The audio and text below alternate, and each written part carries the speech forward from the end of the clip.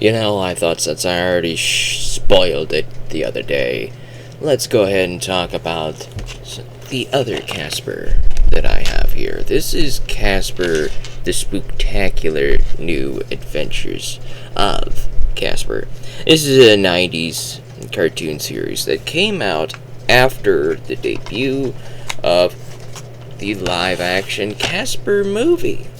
And it is considered to be a sequel of sorts to the Casper movie, such as Harvey and Cat return as recurring characters.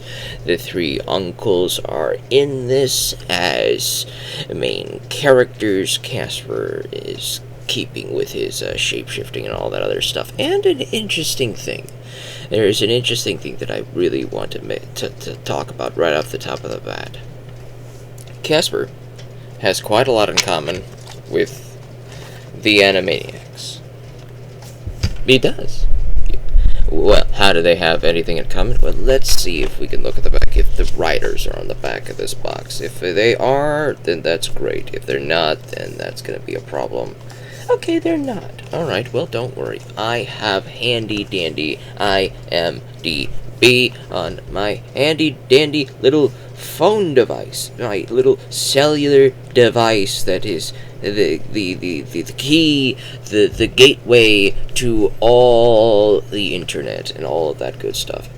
Now, some of the writers for the Casper movie here, this one right here, are Sherry Stoner and Deanna Oliver.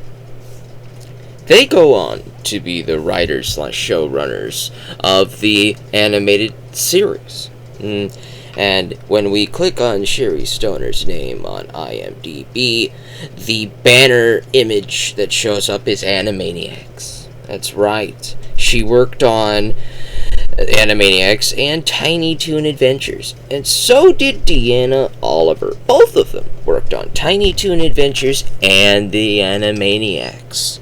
Which means that the whole formula for the episodes of Casper, the animated series, and the Animaniacs have very much in common. There are many celebrity cameos, the art style is very similar, the jokes are very similar.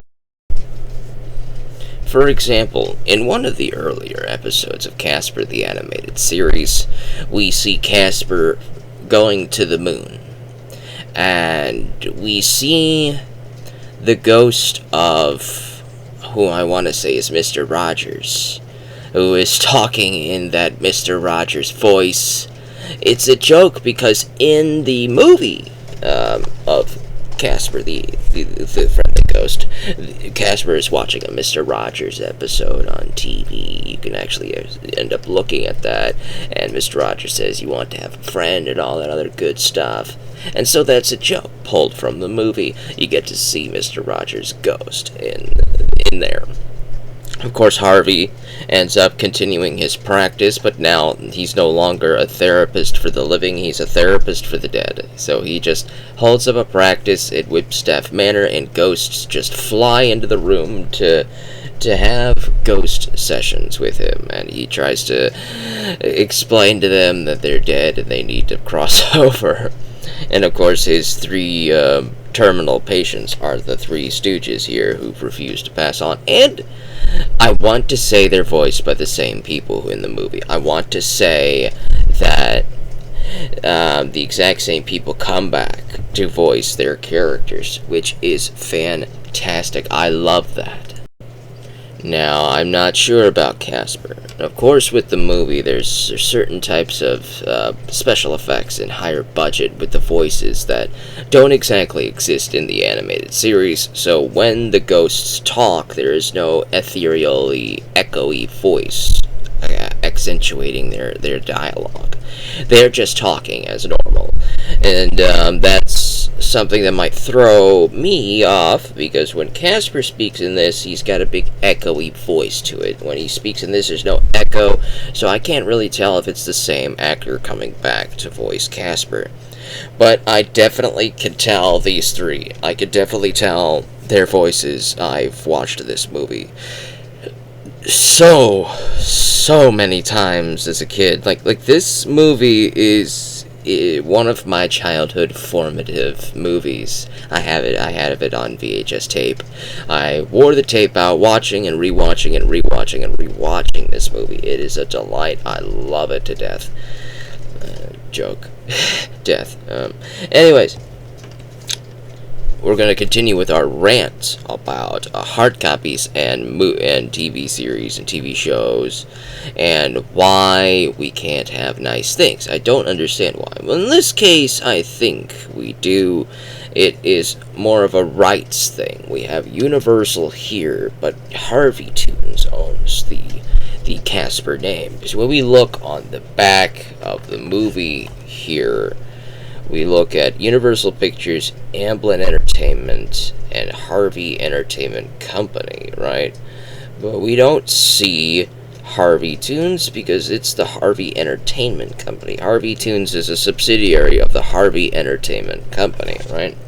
So they have to make some sort of agreement between all of these people to get this onto a hard copy, to re-release it onto streaming services. They all need to come together and say, hey, we should really release this. Because Harvey Entertainment Company, Harvey Tunes, owns the rights to the Casper the Friendly Ghost. So if Universal wanted to re-release the Casper the Animated Series onto, say, Netflix, I think they need the Harvey Entertainment Company's permission to do this. And I don't know about Amblin Entertainment, that just might be for the movie. But when we look on the back of this, I think we will also see Amblin Entertainment. We do see Amblin Entertainment and Harvey Tunes right here, and Universal Entertainment Studios. All three companies came together to make an animated series, because in the 90s, if a movie became popular and it was a kid's movie, it would probably get a TV series. It was just obvious. It just happened. Toy Story, it got a TV series. Aladdin, it got a TV series. The Emperor's New Groove, it got a TV series. The Little Mermaid got a TV series. Hercules got a TV series.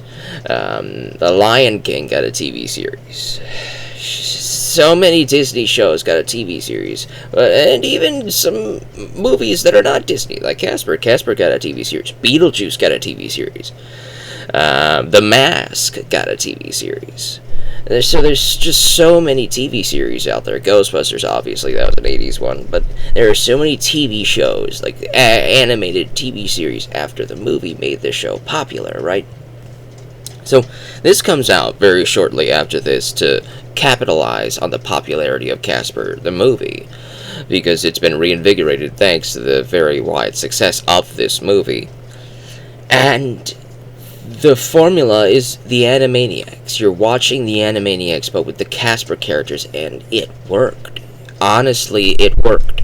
Now, the three ghosts here who make all sorts of the exact same jokes, like Stretch here makes a joke with Fatso saying, "You're giving me a headache," and he says the same thing over and over. He says it at least 3 times in the first 5 episodes, and that's, you might say, that's kind of okay. It would get old. It would get old after a while, and you're right. If you binged the entire series of Casper in one sitting, or a couple sittings, you're just binging it though over a short period of time, it would get old. But these episodes were meant to be watched like one episode at a time, with commercial breaks on a cable TV channel. Maybe once a week, maybe twice a week, maybe on weekdays, maybe just a Saturday morning. It doesn't matter. It was meant to be watched on cable. It wasn't meant to be binged. And that might be a big problem with a lot of these Saturday morning cartoons, and why a lot of them don't seem to get too many views on streaming services, is because they were never meant to be binged. They were meant to be watched in short bursts. That's because the formula exists with a lot of these shows, especially with Power Rangers, right? You watch Power Rangers. If you're going to watch Power Rangers and binge the entire original Power Rangers series, you're going to find really soon that the formula does not change. The formula is going to get old fast. But if you were a child of the 90s and you watched this every Saturday morning, it would not get old, because you only watched an episode a week, right? So they had to figure some way out to fix the binge sickness when you have formulaic TV shows like this. But then for people like me, I binged the Animaniacs. As soon as I picked this up, I binged the entire first volume, and I loved it. I'm upset, though, because Casper, the animated series, does not have a complete collection, single purchase collection. You can find little small short bursts like this Casper Volume 1, which contains the first 5 episodes. There are a couple other singles out there. I call them singles because they're not like season sets. They're not a season. It's just singles, a couple episodes on a single release. So you have to collect a bunch of those, and a lot of them are out of print now, so they're very expensive. And you gotta wonder where this show is. Well, you probably find it on Amazon, but you have to buy each episode. It's not actually streaming on a streaming service, so you get angry about that. And then you could find that a couple of the episodes are on YouTube, which is great. And then what if they go down? What if those videos get taken down? Well, where would you then go to watch this show? Where could you go if you can't find the complete set anywhere? There's no hard copy of it. There's no streaming service where the companies have finally agreed to come together and shake hands and say, hey, let's give this to the people because the people want to see this. It's a mess. It's a nightmare, and it's very annoying when multiple companies end up having a disagreement, usually more than likely over money or something, and it's the people, the fans, who suffer because the companies like money more than they like making their fans happy. When their fans are happy, they're watching their shows. When they're watching their shows, the companies make money, and everybody's happy. But when the companies are getting a little bit greedy, or maybe nobody knows who owns the rights anymore. Does Amblin own the rights? Does Harvey own the rights? Does Universal own the rights? And anybody who worked on these things have probably long since left their respective companies, except for maybe Jerry from accounting is now probably upper management, but Jerry had no idea what this movie was, and so we gotta track down a bunch of retired people, figure out who did what, who owns what. It's a nightmare, and I do not fault the nightmare process. I just think that the nightmare process needs to be fixed. I think the nightmare process needs to become less nightmarish. It needs to be more streamlined. It needs to be easier for the audience. Because that's where your money is. It's the audience. When the audience is happy, you are happy. So if you want to maximize profits, you gotta make the maximum amount of your audience happy. The complete maximum, the biggest demographic, You gotta make the biggest, widest possible audience to get the widest possible views and all that good stuff. That's part of another rant, but it's part of my frustration with a lot of these classic cartoons is that you just can't find complete collections of them. There's always going to be missing episodes. You might find a bunch of these uploaded somewhere on the deep dark corners of the internet, but half a dozen of the episodes may be missing. Half a dozen may be in a different language. But this is the only way they are able to put the most complete version of the show, and you have to take what you could get. Obviously, yes, but in this reality, it shouldn't be this hard to watch these shows. It shouldn't be this hard. It should be easy. You just go in, and here it is. You watch it all. And I don't understand why they never made a complete set. Back when they made Volume 1, this is probably a fairly recent release, right? Back when they released this, they probably had finally come to the agreement and had the means to release a complete set, rather than just the first 5 episodes. They probably had the means to release a complete collection of the entire Spooktacular New Adventures of Casper. But they didn't do it. Why? I don't know. I don't have an answer for you. I really wish they did release a complete set of this, because it's actually a really good show. It's very entertaining. If you like the Animaniacs, you will love this show. If you love this movie and you love the Animaniacs, and both shows carry the same writers, You would love this. It's hilarious. If you laughed your butt off watching Tiny Toons and Animaniacs and all those celebrity cameos, and they're making all sorts of parodies of themselves. There's a parody of Roger Ebert and Gene Siskel in this, where Casper tries to scare a bunch of people and he transforms into a two-headed ghost. That's basically Siskel and Ebert, and they're talking about the movie and they're ripping on it because they didn't like the movie, I don't think. It's hilarious. It is so self-aware in what it's trying to do that you just look at it and you can't help but smile half the time when a lot of these things are happening. You can't help but smile because it just doesn't happen as much anymore. This type of celebrity cameos and all of this good stuff, it just doesn't happen. The new Animaniacs is pretty good. It is, but it's just not as good as the old Animaniacs. But I'm glad that it's back at all. I just wish it had a hard copy release, physical release and all that stuff. Your cable is dying. It is. It really is, yes. And the Saturday morning cartoon and the sitcom are also dying, But the ones that are currently in existence, the old ones, all of our old back catalogs of Saturday morning cartoons and sitcoms, they need to be taken care of. They need to be looked after. They need to be put somewhere so that people can watch them, so that people can have access to them, so that people can collect them if they felt like it, And a lot of the big ones, do have collections. A lot of the big ones, like Seinfeld and Friends, The Office, obviously those are going to have complete sets. They're obviously going to have hard copies. They're obviously going to be very big pulls for streaming services and stuff like that. But what about the King of Queens, What about Roseanne? What about All in the Family? What about Three's Company? I Love Lucy. Well, I Love Lucy has a complete collection in that. That's a pretty old show, but... Oh, there's another joke that I want to talk about. The Andy Griffith Show. Yeah, I'm dating myself right there. He's far older than me. It's something my parents watched. The Andy Griffith Show is another one of those old classic shows. It's not a cartoon. It's not necessarily a sitcom. I don't think there's a laugh track in it, but it's a very old cartoon. But there is an Andy Griffith cameo in this. When Casper goes into space, all of the people at NASA, we swap to them. We get to see all the people at their little consoles, typing away at their little communication boards or whatever. All of them are in various outfits of Don Knotts. All of them are in various outfits of Don Knotts in one shot, right? They're all screaming in terror, and they're all Don Knotts. We swap back to Casper for a little bit, and then we swap back to NASA, and suddenly it's the cast of the Andy Griffith Show. That was hilarious. I recognized it because I've actually watched that show.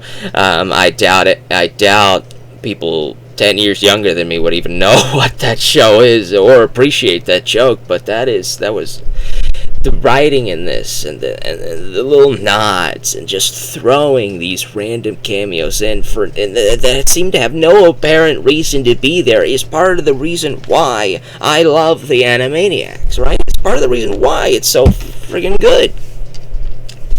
And this is again me pitching that shows like Casper, the Spooktacular New Adventures of, like the Alvin and the Chipmunks 80s show, and so many other classics out there that don't have a complete viewable, in a single language, version anywhere on the internet.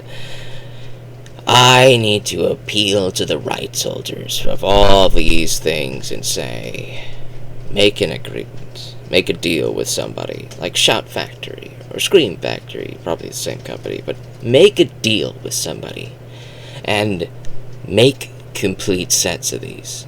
Bring them back to the audience. Bring them to streaming services like Netflix or HBO or someone who owns the rights to I don't know if Universal has a streaming service. I think most of the Universal stuff gets tossed all across the streaming services.